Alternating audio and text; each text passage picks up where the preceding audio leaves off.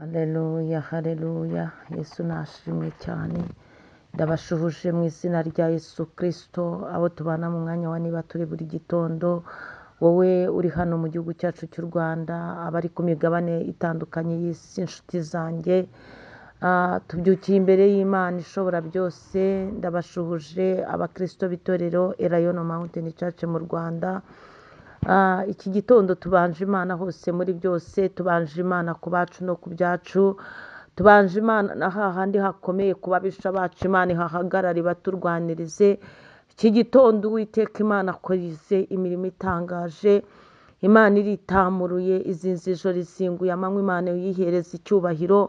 Ndakubwiye ngo uhereze Imana icyubahiro, wongere kumva ukozwe ku mutima n'ibyo Imana yakoze mu minsi itambutse, uburyo yakurinze umwaka wose wa 2025, uburyo gutangije umwaka wa 2026. Banzamo imbaraga z'Imana, tukiri mu ntangiriro z'uyu mwaka, ntubure kubanzamo Imana, kuko Imana irakomeye, Imana irahambaye, Imana niyo mugenga wa byose, Imana niyo iha imbaraga batibashishije. Banza Imana rero uyishimire ko ikugejeje muri iki gitondo ugihumeka umwuka w'abazima. Banza Imana wowe wuzuye amashimwe ku by'Imana yakoze. Banza Imana wowe uri no mu mubabaro ufite agahinda, Imana ikumara umubabaro. Banza Imana, Imana ishimwe, Imana ihabwe icyubahiro. Iki gitondo tubanje Imana hose muri byose, Imana nishimwe. Nyemerera rero muri iki gitondo dukomeze kuba muri teme yacu igira iti gukomera kwawe ni uko uzakomezwa n'Uwiteka Imana. Gukomera kwawe ni ugukomezwa n'Uwiteka Imana. Ni ukuri uyu mwaka nuba imbere y'Imana, nushaka Imana uzayibona, kandi nushaka Imana icyo uzasaba cyose izakiguha. Nuba imbere y'Imana, Imana izitamurura, izagukomeza. Gukomezwa n'Uwiteka Imana. Gukomera kwawe ni uko uzaba imbere y'Imana. Gukomera kwawe ni uko uzagira ibihe byiza byo gusenga. Gukomera kwawe ni uko uzitandukanya n'ibyaha n'ibisa nabyo. Gukomera kwawe ni uko uzaba umukristo weruye, ukava mu kubangikanya Imana n'ibigirwamana. Gukomera kwawe ni uko wubaha Imana. Imana ishimwe cyane. Reka dusome ijambo ry'Imana twihuse. Turasoma igitabo cya mbere cy'ibyo ku ngoma. Ni isengesho rya Dawidi, ibice 29, umurongo wa 11, handitse ngo Uwiteka, gukomera n'imbaraga n'icyubahiro no kunesha n'igitinyiro n'ibyawe. Imana ihabwa icyubahiro, kuko ibiri mu ijuru n'ibiri mu isi ari ibyawe. Ubwami ni ubwawe Uwiteka, ushyizwe hejuru ngo ube usumba byose. Imana nihabwa icyubahiro. Ubutunzi n'icyubahiro ni wowe biturukaho, kandi wowe utegeka byose. Mu kuboko kwawe harimo ububasha n'imbaraga. Imana ishimwe. Kandi kogeza no guhesha bose imbaraga biri mu butware bwawe. Imana ishimwe cyane. Iri ni isengesho rya Dawidi, yari ariho asenga Imana, arangije kubona uburyo ki Imana ihambaye itangaje, amaze kubona uburyo ki yagiye ibana nawe mu ntambara zitandukanye ahakomeye. Dawidi arebye aho Imana yamukuye. Dawidi ndamukunda cyane. Ikintu nkundira Dawidi ni uko yagiye azirikana imbaraga z'Imana. Ikindi nkundira Dawidi ni ukumenekera Imana. Rero aha Dawidi abivuze neza cyane. Aravuze ngo Uwiteka, gukomera n'imbaraga n'icyubahiro.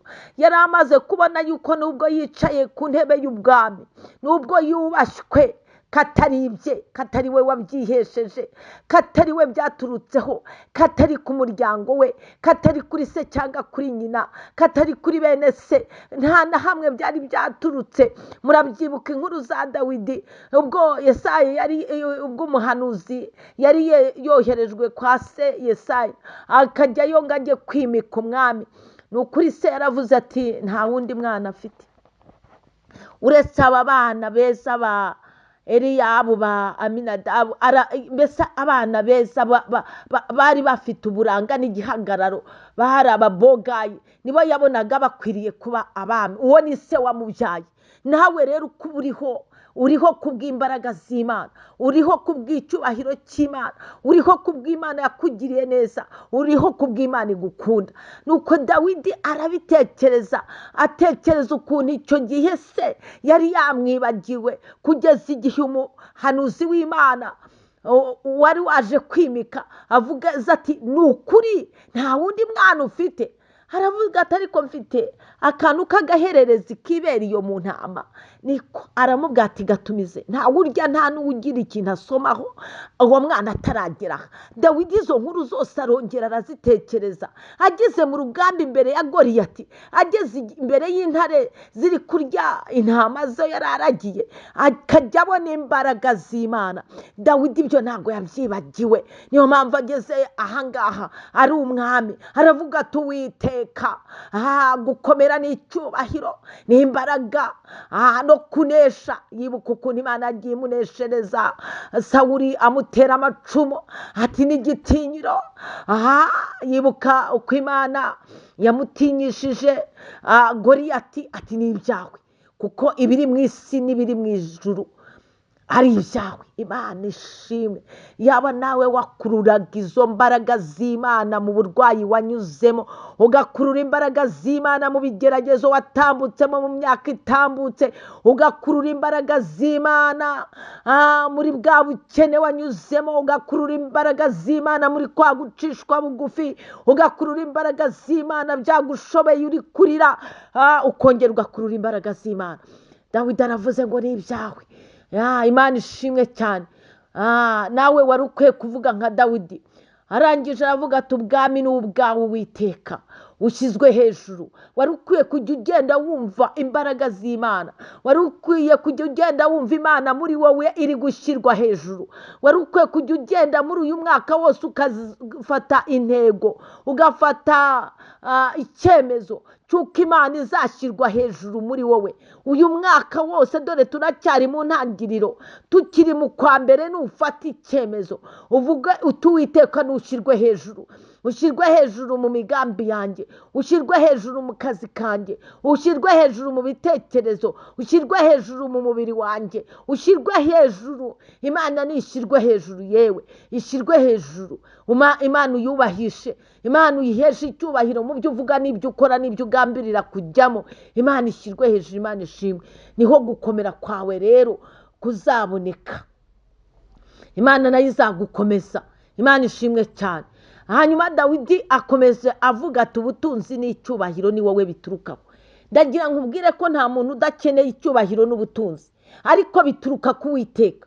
Wowe nakubwiye ngo gukomezwa kwawe uzakomezwa n'Uwiteka, uzakomezwa n'Uwiteka muri uyu mwaka. Ubutunzi n'icyubahiro biri mu kuboko kw'Imana.